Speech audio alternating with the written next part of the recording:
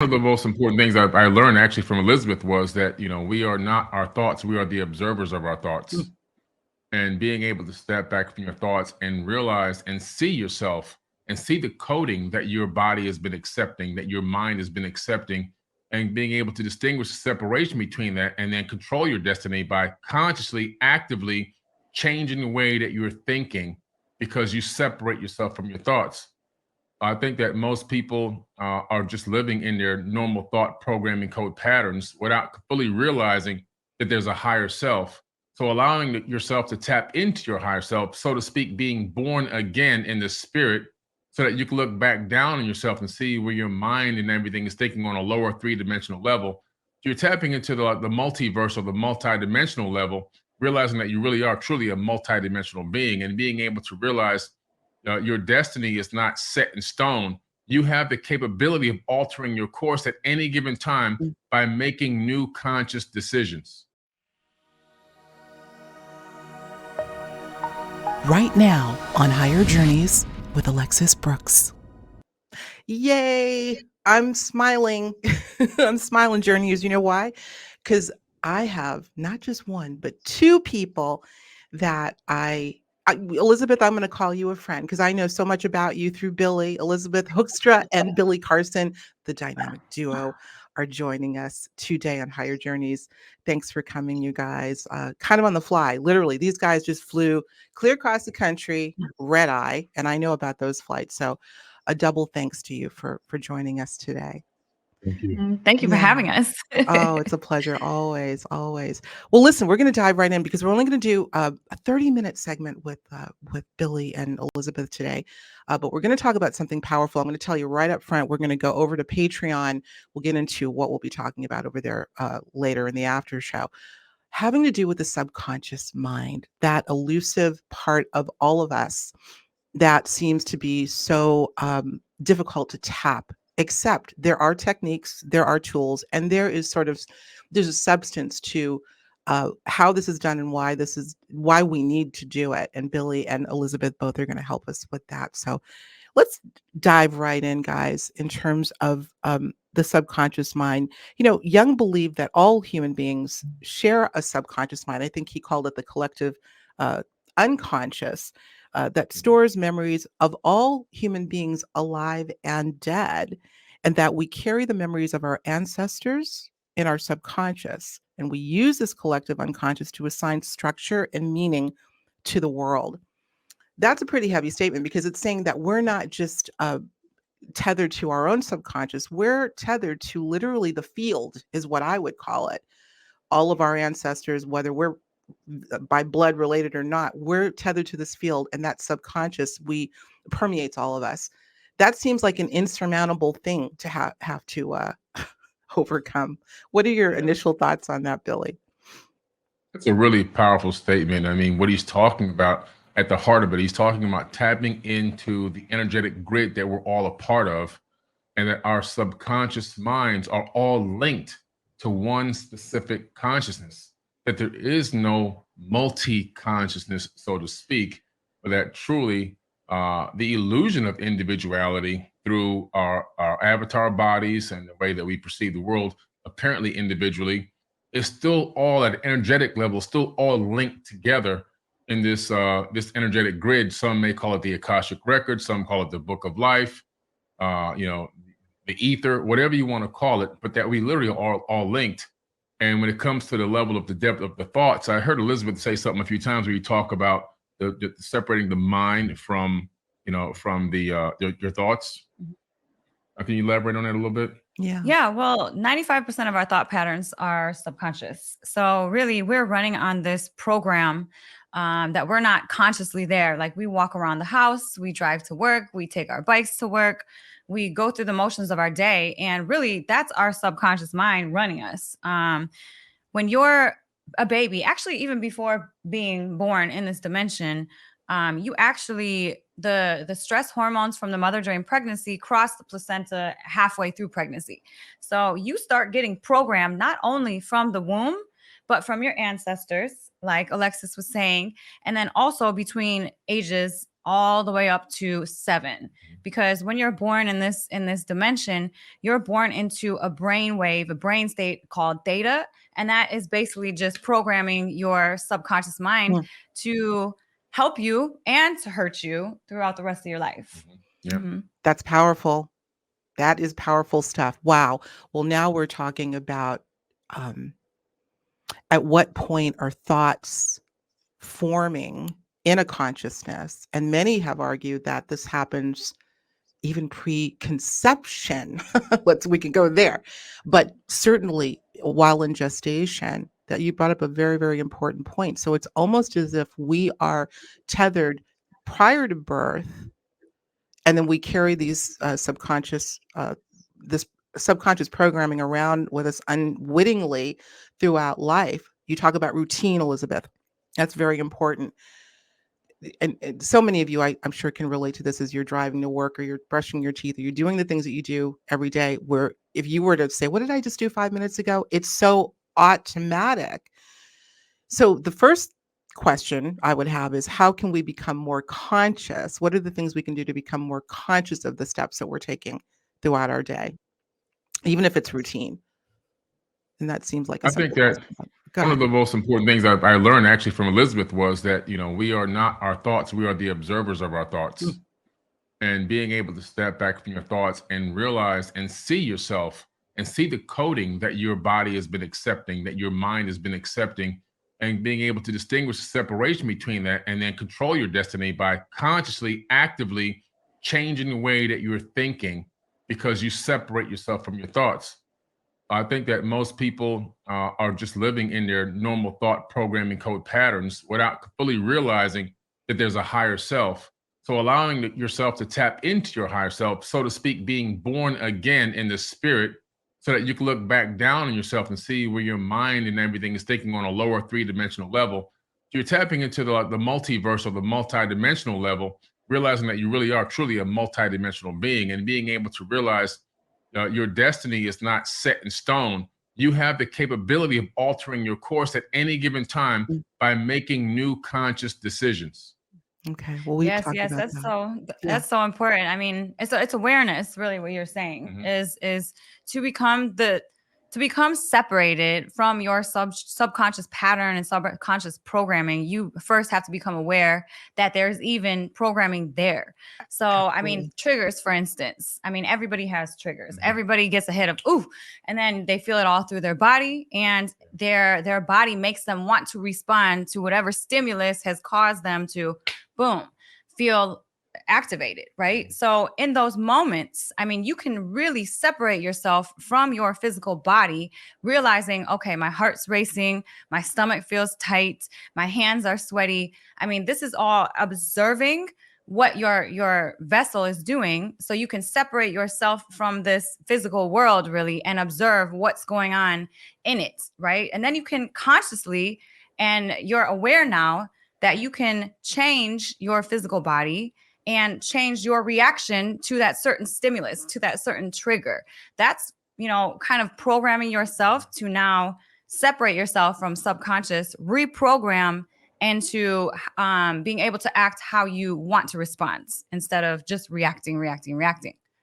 You're almost speaking, Elizabeth, as if this would be a form of an out-of-body experience where what, an OBEer would say is, I literally was observing my avatar. I was observing my movement. Or oftentimes these will happen when a person is in bed, as an example, but it is a state of observation where decisions can be made and changed. So that's very powerful. Quick question. What, if anything, is the difference between the subconscious mind and the unconscious, or are they one and the same? There is a difference. Yeah, there is a difference between the subconscious and the unconscious mind. Unconscious is really, I mean, your no thoughts, right? Subconscious, you can always tap into your subconscious once you learn how to do so. Like I was talking about before, awareness that you even have a subconscious mind will kind of be able to, you can kind of start to tailor and create the life that you want to live. But the unconscious is extremely, extremely difficult to tap into. It's kind of like how, as adults, we all walk around. That's our way of moving from one point A to point B. That's part of the collective that I think you were talking about earlier, Alexis, that we're all tailored to kind of the same oneness of this dimension. I mean, it's automatic. It's completely automatic, though. I mean, could you imagine yourself crawling from point A to point B? That's not really in our DNA. That's not in the way that our bodies are supposed to move. So, I mean, it's a general process, but there is definitely a difference between subconscious, unconscious, and conscious minds. Yeah. And when you look into fractals, which we've talked about before, you begin to realize, okay, wow, if you look at it as fractals or as above, so below, you begin to realize like, wow, we are just a part, what we're doing here and how we're acting is a part of what's happening on a massive or a grand scale. Even on the subatomic scale, if you take us as the above and look subatomically, even like at the double slit experiment, where atoms make a conscious decision to be waves or to be solid matter, depending on observation, right? So if you could take the waves or the solid matter as unconscious and subconscious, you begin to see the similarities between the two and how the two are still coming from one source, which in the subatomic scale would be electrons orbiting a nucleus, but on this scale, it's the conscious and subconscious, or unconscious and subconscious, orbiting this avatar body, so to speak. One is multidimensional, the other one is more linked or tagged into the three-dimensional realm. But it's interesting how both of them have an effect on every decision we make, but we have the capability of even superseding that and standing back and observing and being able to make conscious decisions and alter the course of our reality. Wow. Well, it sounds like observation is definitely key, but I'm thinking more of if we can get to the point of observing. I mean, look, let's take the power of suggestion as an example. Oftentimes, we take cues to do certain things in life and are not even aware when those cues came in and how they came in. Case in point, watching a television program. We almost immediately go into an alpha state, it is said. And at that point, it is also said that much of what we receive, we're not receiving on a conscious basis. We're receiving it on a subconscious level. And then before you know it, patterns are emerging that we don't understand how they got there. And I'm not saying it was a TV, it could be in the womb, but we're not even consciously aware of why we're doing some of the things that we do, why we're habituated to certain patterns in life. How do we get to the point where we can think of the subconscious, putting it on a plate, and all those things are there that made Elisabeth who she is, and Billy who he is, and Alexis who I am, but they're not really right in front of us. How do we bring them to the surface to identify them? Let's say somebody is a habitual, let me think of an example. Someone is a habitual abuser and they don't know why. Or, no. Someone is a habitual, a receiver of abuse, and they keep bringing in people into their lives that are abusing them.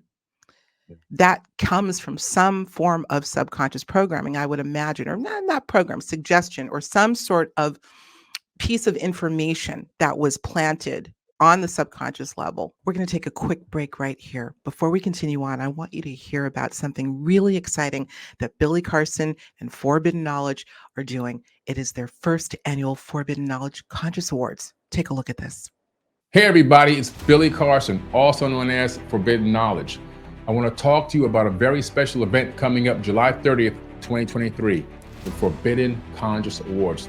We're going to honor people who have been contributing to the conscious community for decades. People that you know and love that have helped you get to higher levels of thought and consciousness and awareness. It's going to be a live in-person event, but seats are going to sell out very fast. You want to make sure you're there in person, and guess what? You can help vote for the winners. Voting is available on forbiddenknowledge.com, and the categories are going to be social media influencer, podcast/radio host, TV host, actor, director, producer, entrepreneurs, health and wellness, philanthropists, authors, field researchers, archaeologists, space anomaly hunters, and of course, a Lifetime Achievement Award. I'll be your key note speaker that night at the Forbidden Conscious Awards. We have celebrity guests performing. We'll have a halftime show where we're actually going to perform music for you. And don't forget about the pre-event mixer, where if you buy a box seat, you'll be in the VIP section, and you also have private access to a VIP mixer with celebrity guests. Shake hands, break bread, network, and then walk the red carpet with us and take amazing photos. It's gonna be a night to remember. You don't wanna forget this.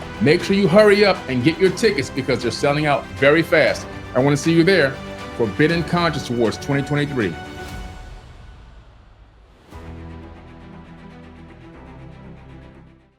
Yes. Well, I love this question just because the work that I do really, really surrounds this question, right? It's realizing, okay, I have this programming pattern. I have this way of things that might not necessarily be feeding my life into, a better place. So how do I reprogram that? How do I even see that I have these issues in the first place? Yeah. Well, really, that's digging into your own trauma. That's your shadow work. It's really, really finding out, where does the root of this thing, start? Where does the problem begin? It's very interesting because my son and I both have the same thing, right? And we both have triggers surrounding food. So if someone messes up our food at a restaurant, or we bring home the wrong meal from picking up food somewhere, or just anything is wrong with any food of ours, we get so triggered. It's to the point where both of our bodies are overreacting. We're getting really, really upset about this. And it's like, where's the root of this? So it's kind of digging into yourself to really figure out and realize and know yourself better. So I realized doing shadow work and regression work that we had starvation in our family line, starting in our bloodline. Somewhere down the line, grandpa had some sort of famine, in Asia where I was born. So, I mean, it's really interesting to kind of figure out the root of these triggers, and that's doing the shadow work. That's where you can really start reprogramming your subconscious. So now whenever I get triggered in the moment of the food thing, right, I'm like, all right, let me start observing what's happening to my body. Number one, that's the first thing that I do as soon as I feel myself starting to react to a situation, is go into observe mode. Okay, my body, my heart's pounding. Okay, now I'm telling myself, hey, you're safe in this situation. This is not your trauma that's happening again. This is just a reaction to some sort of stimulus that is tailored back to a old bloodline thing. So it's realizing this is not my situation right now, separating yourself from that, observing what's happening, and catching your body, telling your body, hey, it's okay. You're not starving right now. You're all right. Yes. Elisabeth, you've just gone to the heart of the matter, my dear. We're talking about carrying the burdens of perhaps multiple generations. They talk sort of euphemistically about something called the generational curse. And I've had many conversations with a dear friend of mine who she has an Egyptian background, and she had been told that some of the challenges she's going through in life are due to a quote unquote generational curse. I think that's a strong word to use, but the bottom line is, again, we're carrying through the wounds, the traumas, and even hopefully some of the joys of our ancestry. We're tethered to it. But you make such a good point, Elisabeth, that just by having the gumption to say, where is this coming from? I'm going to get to the root of this. You got to get to the root. If you pull the weed up and you don't break the root, it's going to come back up. And saying you're okay.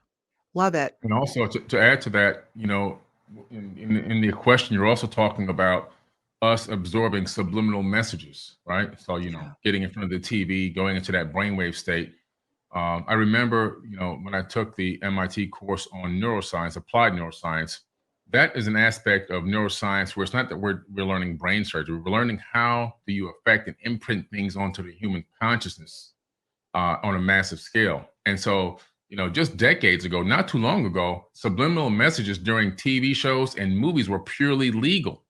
They're now illegal, but I'm sure they still find a very smooth way to get those subliminal messages in, where they would actually literally flash within tenths of a second of Coca-Cola at a movie theater, with the bubbles coming on top. You wouldn't even be able to perceive it with your normal eyes that it was happening. That's how fast it would flash across the street. And all of a sudden you'd be like, I think I want to go get a cup of Coca-Cola from the concession stand before this movie starts. All right. So these subliminal messages, they know that the mind goes into these brainwave states, and they know how to slip in these subliminals, and also how to do really, really strong branding with the way that they do the marketing and the commercials and everything else, so that automatically, just randomly, your body says, or your mind says, "Hey, oh yeah, you need this," when you really don't need it. It's Absolutely. some programming code Oh, that's no been put question. into the body. I'm so glad you're bringing this up. Well, we can get into frame rates and color that are used. Most of you know I come from mainstream media, so I have been privy to a little bit of that, and it is true. Mhm. And whether it's illegal or not, I guarantee you there's probably far more sophisticated means by which they're able to do that, which brings me to a question I've been wanting to ask. We talk about the susceptibility of the subconscious mind, and let's talk about sophisticated ways of putting an impression in the subconscious, vis-a-vis, as an example, AI. I want to pose this question to both of you. Do you feel that we're at a point in technology, hidden as it may be, where the subconscious mind can be remotely influenced by AI? We're hearing people Sure. talk about, guys, I don't know if you all have heard this, but people, as an example, you're watching television or you're listening to a podcast, but you have a thought going on in your mind. I think I'm going to make Cornish game hens for dinner. Seconds later, you're watching the Food Network, and now we're going to make Cornish game hens. I'm using a really benign example, but people have been talking about this, you guys, where they're having a thought and then it's mirrored in some form of technology. That's not exactly what I'm talking about here, but a remote influence on the subconscious mind via technology. It used to be that we would talk, we'd be thinking about things, Mhm. and then all of a sudden they would show up on the phone or the computer. Right. So verbally, we would talk, we'd be like, these phones and these computers must be hearing us, right? Mhm. Mhm. But Mhm. more recently, it's been you thinking about something, and all of a sudden it shows up. And it's like, Absolutely. man, are they tapping into our consciousness? This AI technology, these algorithms have become so sophisticated that it can predict. I don't think it's really reading our minds, but I think it's capable now to actually predict what we may be thinking about next through a predictive modeling software system that it has built into it. So it's pretty interesting how that can actually influence the way you go, because it's going to influence your spending habits. What kind of experiences have you had with Oh man, I mean, this is it? well, I'm a little impulsive, so my spending habits aren't the greatest. But no, but I mean, I would even go deeper into what you were saying earlier from subliminal messages is everything is programming us at all times. I mean, our brain is taking in everything, 100% of what we're seeing, feeling, hearing at all times without us even consciously taking it all in. So, I mean, even by way of horror movies, mainstream media. I mean, we're continually getting programs by these bigger corporations that are controlling these outlets, right? So it's coming into us, and now through social media and through all this internet stuff. I mean, they have all of our data. What do Mhm. we do all day? We make reels, right? Mhm. We talk about the things that we like to do.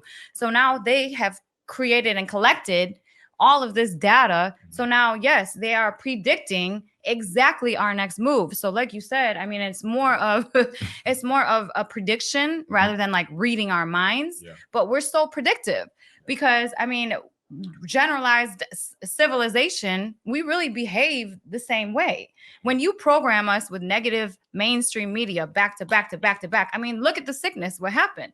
Everybody Mhm. got so scared they stayed inside, even though we didn't really have to stay inside. I mean, we No. were ordered to stay inside, but I mean, it's like we got so fearful Mm. because they were programming us with this negative programming continuously, nonstop. It was everywhere: social media, mainstream TV, on the Everywhere. internet, everywhere you turned, Yeah. it was there. And then there's So something called predictive programming. Now we're going down the the C word route, but whatever.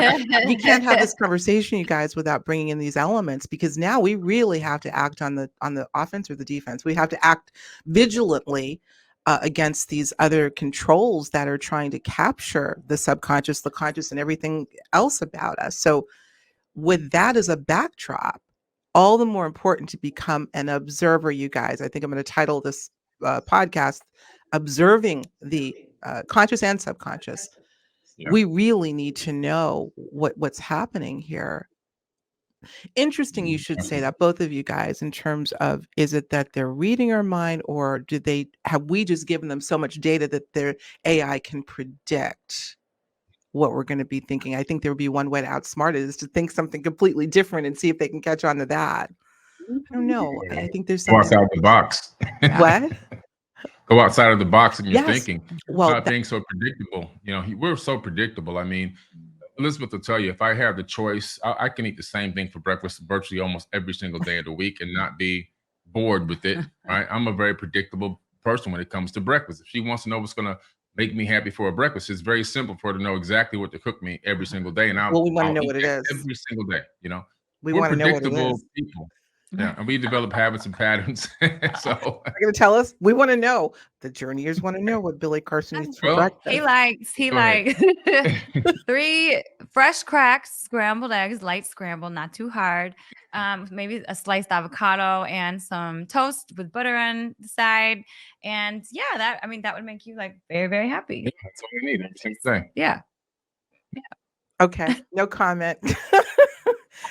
Yeah, interesting. So that's a healthy breakfast. I love avocado too. Yeah. When I wrote my book, Conscious Musings, you guys, back in 2014, there was a chapter called Want Change, Break Your Routine. And it was essentially about how we can, forgive the pun, scramble the brain by giving it cues to do things differently, even if it's something like walking backwards, or getting out of bed a different way, or brushing your teeth after you take a shower.